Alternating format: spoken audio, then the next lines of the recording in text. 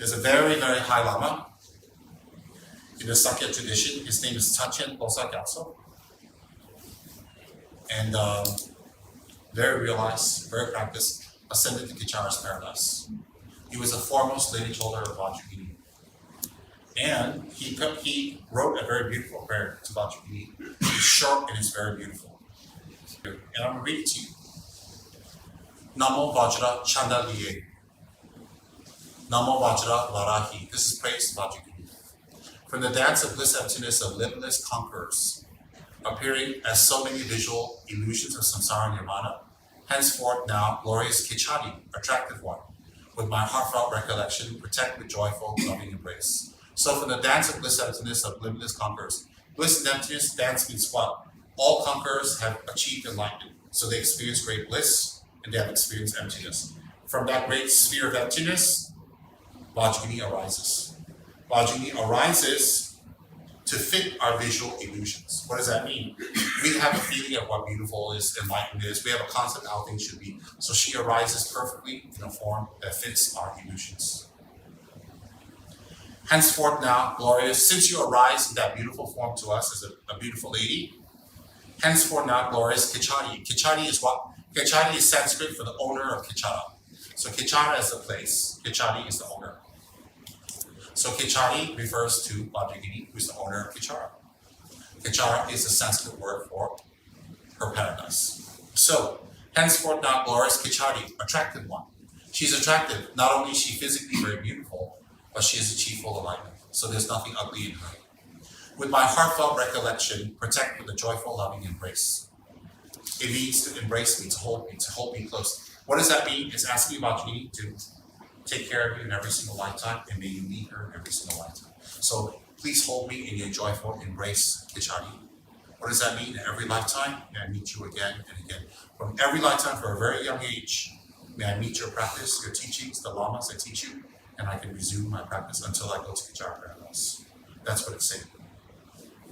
In Akani, next paragraph, in Akanishta is the innate mother of the conquerors. Akanishta is another name for Kichara. At the 24 places, the realm world Dakinis, there are 24 holy places where Vajrayogini's entourage resides in the world. 24 very holy power places. Pervasive wealth holders, Kama Mudras. Holy One, be the refuge of Lord, be the yogi. So what it's saying is Vajrayogini's body, speech, and mind, and her emanations are all over the world. For me, the yogi means one who meditates. You are my supreme refuge. Once I take refuge in you, Vajrayogini, I don't need anybody else. I don't need anyone else, and I have no more worries. So Lady Kichari, Vajrayogini, I take refuge in you. I surrender myself to you. I don't surrender to my husband. I don't surrender to my wife. I don't surrender to my girlfriend, boyfriend. I don't surrender to school, college, money, wealth. I don't surrender to position, power. I don't surrender to youth and beauty. I don't surrender to travel, food, and business, because those will bring unhappiness eventually. But I surrender to you, Kichari Vajrayogini. That's what that verse is saying. Next one.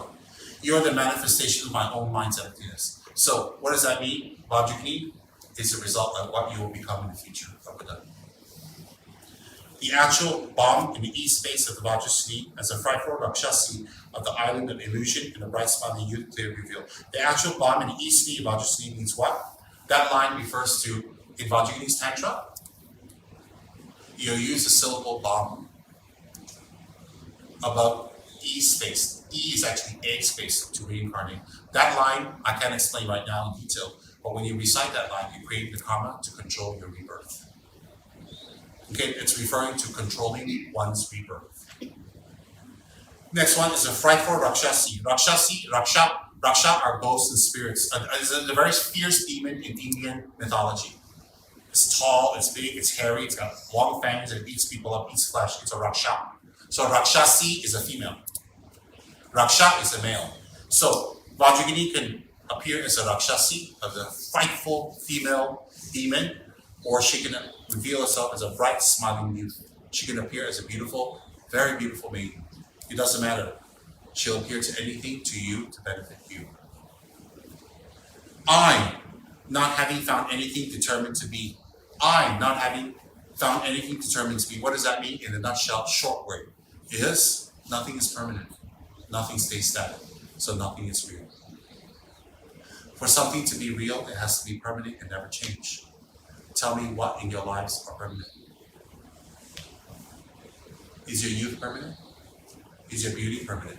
Is your wealth permanent? No. So since nothing is permanent, there's nothing to be found. I, not having found anything determined to be, truly established, although searching however much, although I keep looking, I keep searching, I keep looking for something real. My mind is tired. My mind is wearied by elaborations. Elaborations is what? I make everything into something that doesn't exist. The mind of that person wearied by elaboration. Weary, W-E-R-Y is tired. Weary, past tense, can be, is you're tired of looking for something that's not real.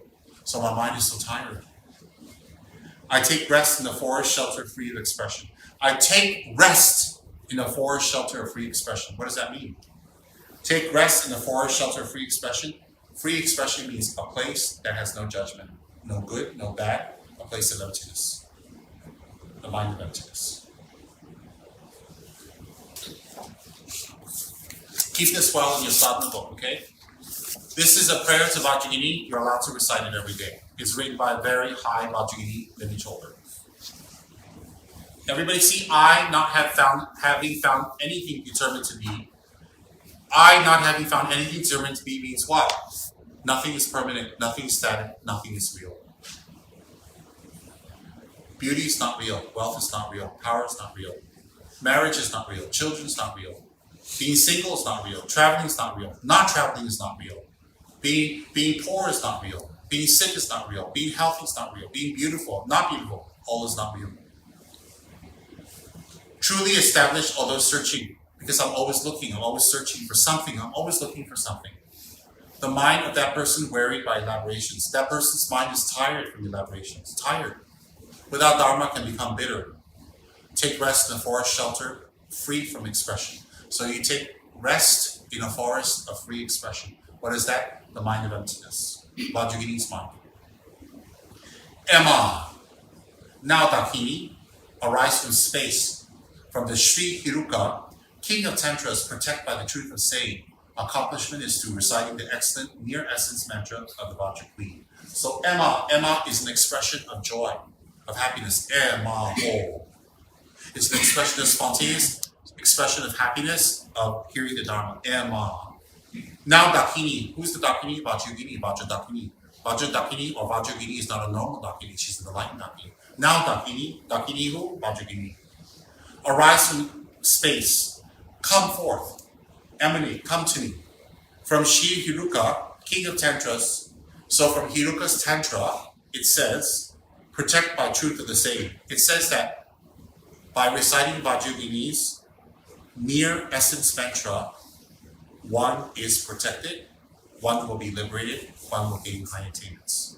So it says here, protect by the truth of the saying. What does protect by the truth of the saying mean? Simple. In Hiruka's tantra, it says if you recite Vajrayogini's near heart mantra, near essence mantra, you will be free from samsara, you'll be liberated. So by reciting or relying on Vajrayogini, you'll be free. Who promised this? Hiruka. In a secluded forest of Odiyana, after protecting the Lord of Siddhas, Vajragandhava, with the bliss of the embrace and kiss, you led the realm of Kichara, likewise also protect me. So in the forest called Odiyana, the great Mahasiddha Vajragandhava meditated on Vajrayogini. When he meditated on Vajrayogini at the end of his life, she came down and embraced him and kissed him like a mother for her son and took him to the realm of Kichara. So we're saying, please do that for me. What you did for Vajragandhava, Vajrayogini, please do for me. Please do that for me. Please love me. Please embrace me. Please hug me. Please take me to Kichara paradise. Next one. From an island in the Ganga, the holy Kushali was actually led to the expanse of space. And after that, glorious Naroga was taken likewise, lead me also to Kichara, the city of joyful ones. So what is that saying? From the island of the Ganga, the holy Kushali. So the practitioner Kushali was led to the expanse of space. What does expanse of space mean? Expanse of space refers to Dhammadhatu, or emptiness, or Kichara paradise, all three. Why is it the expanse of space? How can the space be expansive? Normal space, even if it's the cosmos, it has limits because our mind put limits on it. When you go to Kichara paradise, it has no limits, so it's a great expanse. It's a space that has no limits, so therefore it's an expanse of space. Basically saying you're free, you're liberated. No more constrictions, no more jail, no more stuck. Through the compassion, and then said, so you did that for Kushali, you also did that for Naropa. Please do that for me, Vajrayogini. Just like what you did for Gandapa, Kushali, and Naropa. Please do that for me. Through the compassion of the root and lineage gurus, so by the great compassion of our guru who teaches the Dharma, and by the compassion of our lineage gurus who taught our Dharma to our guru. So our lineage gurus taught to our guru teaches to us through their great compassion. And that's one. And by the superior swift path of profound ultimate secret Tantra. So by the power of Tantra, which is swift, with the power of unusual attitude, and myself with good attitude, with the attitude of compassion. I the yogi, you, that's you, I the yogi, may I quickly see the smiling face of the joyful one Kichari. So by the blessings of my guru, the blessings of my lineage gurus, by the blessings of Tantra, which is very fast, by the blessings of my good motivation, which is to benefit others, by the power of these three, may I see your smiling face, Kichari. So by those three powers, may you ascend to Kichara paradise. All right? This is written by the great Tsem, and okay, there's a beautiful blog post called Tsem Losa Gyatso. It's on tsemrinpoche.com. You guys can go there and read about this great Mahasiddha and know why this prayer is so powerful. So keep this prayer with you. Okay, I ask you to recite this every day and from your heart. Maybe some of the words you don't understand, but it's holy. It's like every mantra you recite, you don't know the meaning right, but it's so good. All right? So this is a little gift for you guys.